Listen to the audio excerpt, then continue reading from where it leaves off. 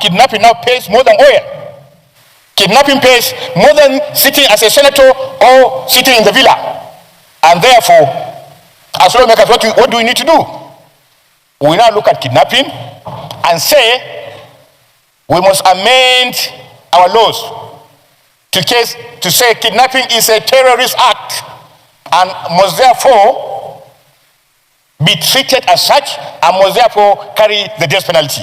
Well, the Senate witnessed a heated debate on Wednesday as Abia South Senator Ehinaya Abaribe berated the government's failure to hold the military accountable for withdrawing troops from the Kebbi school just before the abduction of 24 students. Abaribe insisted that real governance requires confronting the uncomfortable truth of who ordered the pullout and demanded accountability. Let's take a look. The governor of Kebbi said that somebody ordered troops out and people were kidnapped. Till today, nobody in Nigeria knows what happened. And no question has been asked. And we are sitting down here as a parliament, and we turn and we talk. Yet, somebody is responsible. If I'm the commander-in-chief, I will call the army commander in that place and the head of the army and say, if you don't get me the head of this person who withdrew the troops to put all these children in jeopardy, then you make an example of him. That is how a country is run. A country is not run on pacification. A country is run on confronting issues. I rest my case. ECOWAS and the AU have condemned the coup. The question now is, how will they secure the release of their own observers while simultaneously demanding restoration of constitutional order? This is, really an awkward situation. Well, President Jonathan is chairman of the West African Elders Forum, and he founded that body, and along with other African leaders, they monitor the electoral process, the democratic process, not just in West Africa, but also across Africa. And, he has done a lot in that regard since he left office. Now in Guinea Bissau, we have a situation whereby President Jonathan and other international observers who were waiting for the announcement of the presidential and parliamentary elections that took place on Sunday. The announcement was to be made on Thursday this week. That's tomorrow. Yeah. And then, or is it today? It's today. Thursday. Yes, Thursday is today. And then you have this situation at about 1900 GMT yesterday, whereby a group that calls itself the High Command of the Presidential Order, or what do they say? The High Military Command for the Restoration of Order, led by General Dennis Nkanha, who incidentally is the head of the military household in the presidential palace. Then what have they done now? They've suspended the democratic process. They have ordered a curfew. They have closed all borders, land, sea, and air. They've detained the president, Umaru Sissoco Embalo, the chief of the army, his deputy, the prime minister, and also the other second leading candidate, Fernando Diaz. Now, what is the cause of this problem? Sissoco Embalo, 53-year-old, became president of Guinea-Bissau in 2019. His term was supposed to end February 2025. He had even said he was not going to run again. But now we were told he wants to realize the ambition of being the first democratically elected person to win 2 consecutive terms. Yeah. Since Portugal became independent since Guinea-Bissau became independent from Portugal in 1974. So he claims victory ahead of the announcement of the result. Fernando Diaz also claims victory. You have the Prime Minister, Pereira, supporting Fernando Diaz. And that's why, these military soldiers have moved in. The Senate has resolved to amend Nigeria's Anti-Terrorism Act to prescribe a death penalty without the option of a fine for all kidnapping offenses, removing all judicial discretion in sentencing.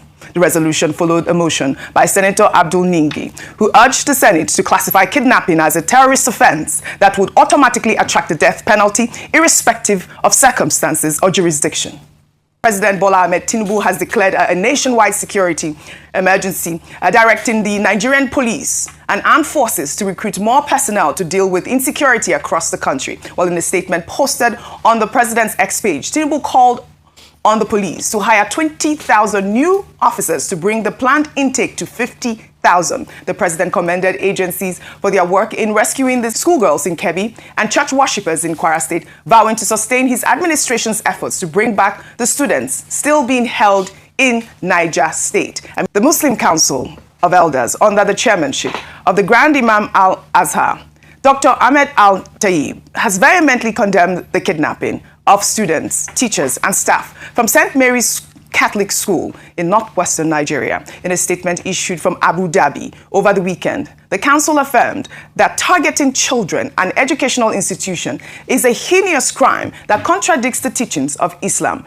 and all divine religions, violating the most basic ethical and human values, as well as international laws guaranteeing children's right to education and a safe life. The council expressed solidarity with the families of the abducted victims and called for urgent international action for the immediate release of all hostages and enhanced protection of educational institutions. Well, this is significant. One of Islam's most respected institutions is publicly denouncing these kidnappings as anti-Islamic and calling them heinous crimes. This condemnation directly contradicts those who try to justify these attacks using religious rhetoric. We hope that this powerful religious voice from the Muslim Council of Elders will influence local clerics and communities to actively resist the terrorists. Meanwhile, the Diocese of Kaduna Anglican Communion has announced the death of Venerable Edwin Archie, the priest in charge of Ebenezer Anglican Church in Ungwan Maijero, who was kidnapped alongside his wife and daughter on October 28th. The diocese confirmed Archie's death on Wednesday night, describing it as a painful loss to the entire diocese. The priest was abducted when bandits broke into his house in Nisi community, Chinkun local government area of Kaduna State, near the Kaduna refinery. The kidnappers later contacted the family demanding 600 million naira ransom and released photos showing the couple in distressed conditions alongside other captives who appeared malnourished and tied in chains. His wife and daughter remain in the hands of the kidnappers, with the diocese calling for prayers for their release. Well, this is heartbreaking, Ayo. The priest has died. The Biafran movement is not something that all Igbos are in support of. So stop trying, I need people to stop trying to mash us into one. There is a divide already on this movement. Before IPOB, there was MASOB. How did MASOB run their agenda so peacefully? But when it was time for the IPOB, we are having chaos. The East is not where it used to be. We can't travel anymore. The UGMs are in play. The ESN are in play. My state is in shambles because I am from the same state as he is. You can't come out on Mondays anymore. You move, you get killed. Why is nobody saying anything about that? We are more worried about one man who put the whole of the East in disarray for doing the wrong thing. There's tyranny, there's treason. Are we going to advocate for a tyrant? You want a cessation, you do not go about it the legal way, and you put everybody's lives from the East into problems, and then you want us to stand behind violence? Has any of you taken the time to listen to Nnamdi's radio channel for 1 hour and hear the amount of hate? The hate! If I'm not in support, I'm not in support. You can't use my political ambition or my political stance to hold it against me that I'm not speaking up. Meanwhile, Governor Dakwa Abiodun hosted the joint meeting of the Southern Governors Forum and the Southern Nigeria Traditional Rulers Council in Ikperu on Thursday to address security, governance, and economic stability while reaffirming commitment to a united Nigeria. Major resolutions adopted include establishing a zonal security fund, advocating for state police, and creating a unified resident identification program. The meeting concluded with a vote of confidence for President Bola Ahmed Tinubu and a commitment to working for the progress of the Southeast region and the entire country.